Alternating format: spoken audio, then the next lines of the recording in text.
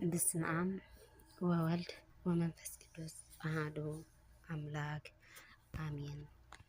ኃጢአት ምሕሳብን ምስራሕን ከመይ እዮም? ኃጢአት ምሕሳብን ምስራሕን ማዕረ ድዩ ወይስ ኣበይ እዩ? ምንጪ ቅዱስ ዮሃንስ ኣፈወርቂ። ኃጢአት ምሕሳብን ምስራሕን ማዕረ ድዩ ወይስ ኣበይ እዩ እቲ ኣፈላላይ ኮይኑ ዘሎ ማለት እዩ?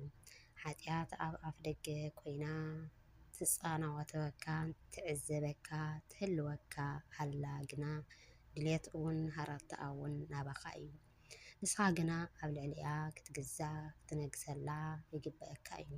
ዘፍጥረት ምዕራፍ 4:7 ኣብ ዘመነ ቅዱስ ዮሃንስ ኣፈወርቂ ንእምነቶም ኣዝዮም ቀናትን ጽኑዓትን ክርስቲያን ዝኾኑ ሰባት ነበሩ። እምበር ካብ ዕለታት ሓደ መዓልቲ ኣብ መንጎ ኃጢአት ምሕሳብ ምስራሕን ምፍጻምን ምሕሳብን ዘሎ ፍልሊ ብምልዓል ብዙሓት ሰባት ኣብ ነንሕድሕዶም ክከራኸሩ ጀመሩ ማለት እዩ። እቲ ነገር ናብ ቅዱስ ዮሃንስ ኣፈወርቂ በጽሐ ማለት እዩ። ብዙሓት ሰባት ድማ ኃጢአትን ምሕሳብን ምስራሕን ዝኾነ ፍልላይ ዝፍልሊ የብሉን ዝብል ርድኢት ዝነበሮም ሰባት ነበሩ። ኣብ መወዳእታ ነዚ ሕቶ ንኽምልሶም ናብ ዓብዪ ሰብ ሊቃውንቲ ናይ ቤተ ክርስቲያን መብርሂት ዝኾነት ቅድስቲ ዮሃንስ ቅዱስ መብርሂት ዝኾነ ቅዱስ ዮሃንስ ኣፈወርቂ እቲ ጉዳይ ሒዞም ቀረቦም እሞ መልሲ ካብ ቅዱስ ዮሃንስ ደለዩ። ቅዱስ ዮሃንስ ኣፈወርቂ ከዓ ብምሳሌ ክምክሮም ስለ ዝደለየ ንጽባሒቱ ሙሉእ መዓልቲ ዝኾን ምግቢ ከይምገቡ ከይጠዓሙ ውዒሎም ናብ ኣጋምሸት ምስኮነ ንድራር ክድረሩ ናብ ቅዱስ ዮሃንስ ንኽመፁ ፀዊዕዎም ማለት እዩ። እቶም ሰባት ድማ ከምቲ ዝኣዘዝዎ ገበሩ። ንጽባሒቱ ከዓ ቅዱስ ዮሃንስ ኣፈወርቂ ቤት ንዓይንኻ ዝመርኽ ምግቢ ንኽትበልዕ ዝብህገካ ዝደፋፍአካ ጽቡቕ መዓዲ ንኽዳሉ ነቶም ኣርድእቱ ወይ ከዓ ነቶም ተምሃሪኦም ሓቢሮም ማለት እዩ። ንሳቶም ከዓ ከምቲ መምህሮም ዝኣዘዞም ዝነገሮምን ገበሩ ማለት እዩ። እቶም ኣጋይሽ ሰባት ኣብ ዝመፁሉ እዋን ነፍሲ ወከፍ ሰብ ኣብ ቦትኦም ተቐመጡ። እቲ ዘዳለውዎ መዓዲ ድማ ኣብ ቅድሚኦም ቀረብዎ እሞ ብዓይኒ ጥራሕ ምጥማት ኮነ ማለት እዩ። ናይቲ ምግቢ መዓዝ ብጣዕሚ ዝውዳእ ጨና መዓዛ ዘለዎ ውስጥኻ ዝኸፍት ጥራይ ዘይኮነስ መሊሱ እውን ኣፍካ ማይ ዘምዕጉን ዝመልእን ጥሜት ድማ ስድድ ሓዊ ዘዕጉዶ ዝመስል ናይ በረኻ ስድድ ሓዊ ሃልሃል ዝብል ከም ዝኾነ ዓይነት ጥሜት ዘባራታትዕ ኮነት ማለት እዩ። ብድሕሪ እዚ ቅዱስ ዮሃንስ ኣፈወርቂ ኣብ ቤቱ ንዘሎ ሓደ ኣገልጋሊ ዲያቆን ፀዊዑ ከምዚ በሎ፣ ካብ መዝሙረ ዳዊት ናይ ዕለቱ ንባብ ኣውፅእ ከንብብ ኣዘዞ ማለት እዩ። እቲ ዲያቆን ድማ ንነዊሕ ሰዓታት ምንባብ ቀጸለ። እቶም ኣጋይሽ ግና ካብ በዝሒ ሽታን ህርፈንን ናይቲ ምግቢ መዓዛን ጨናን ኣፎም ማይማዕጎ ከብዶም ብጥሜት ጨርቕርቕ በለ። ናይ ሰዓቱ ጸሎት ምስ ተዛዘመ ክሳዕ ዝምገቡ ክጸንሑ ከቢድ ጻዕሪ በድሂ ፈተና ብጣዕሚ ኮኖም ማለት እዩ። እንተኾነ ዝተበጋሰ ሰብ ናበይ ምዃኑ ደኣ ይፈላለ እምበር ተዘይበጽሐ ወይ ተረፈ እዩ። ዝተበገሰ ሰብ መንገዲ ይግስግስ ከም ዝብል ኩሉ ድሕሪ ነዊሕ ምጽባይ ጸሎት ተወዲኡ ማለት እዩ።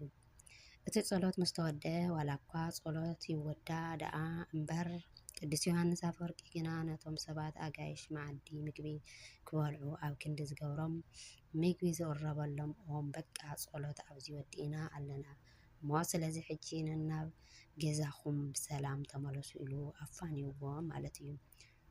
ቅዱስ ዮሃንስ ኣፈወርቂ ነዚ ቃል ምስ ተዛረበ እቶም ሰባት ካብ ነፍሲ ወከፍ ቤት ተፀዊዖም ብሰላም ዝመፁ ኣጋይሽ ሰባት በቲ ዝሰምዕዎ ዘድንግፅ ቃል ኣዝዮም ሰንበዱ። ናይቶም ኣጋይሽ ምስንባድ ኣብ ገጾም ዘንብብ ቅዱስ ዮሃንስ ኣፈወርቂ እንታይ ደኣ ዝተደነቕኩም ሰንበድኩም ትመስሉ ዘለኹም በሎም። ነዚ ምግቢ ብዝግባእ ርኢኹምዎ ኣለኹም፣ ንኽትበልዑ እውን ኣዝኹም ተሃንጢኹም ተመንዲኹምን ፀኒሕኩም ኢሉ ተዛረቦም። ንሳቶም ድማ እወ ፅቡቕ ኣለኻ መምህር በልዎ። ሽዑ ቅዱስ ዮሃንስ ኣፈወርቂ ድማ ፅቡቕ እምበኣር ሕጂ ኣብኡ እንከለኹም ከም ዝተመገብኩም ዝበላዕኹምን እዩ ዝቁፀር እሞ ነናብ ገዛኹም ድኣ ብሰላም ኪዱ ምስ በሎም ኩሎም ፍሽኽ በሉ። መምህርና ቅዱስ ዮሃንስ ኣፈወርቂ ኣባና ኣዝዩ ዝኣመሰለ ምግቢ ብዓይንና እናረኣና እንተዘይበሊዕና እማ ኣይንኸድን ዝብል ሕቶ ኣቕረበሉ። እቶም ሰባት ግና ቅዱስ ዮሃንስ ኣፈወርቂ በሉ ሓጢኣት ምሕሳብን ምስራሕን ማዕረ ከም ዘይኮነ ሕጂ ተረዲእኹም ዶ በሎም። እወ ተረዲእና ኣለና። እቲ ምግቢ ብጨና ብማዕዝኡን ብጣዕሚ ፍሉይ እዩ። ገና ክንፀግብ ኣይከኣልናን ዘለና የግዳስ እቲ ጥምየትን ክገድድ ገበሮ በልዎ። ሓጢኣት ኣብ ኣፍ ደገ ኮይና ትፃናፅወተካ ትዕዘበካ ትሕልወካ ኣላ። ግን ድልየታ እውን ሃረታ እውን ናባኻ እዩ። ንስኻ ግን ኣብ ልዕሊኣ ክትግዛእ ክትነግሰላ ይግብአካ እዩ።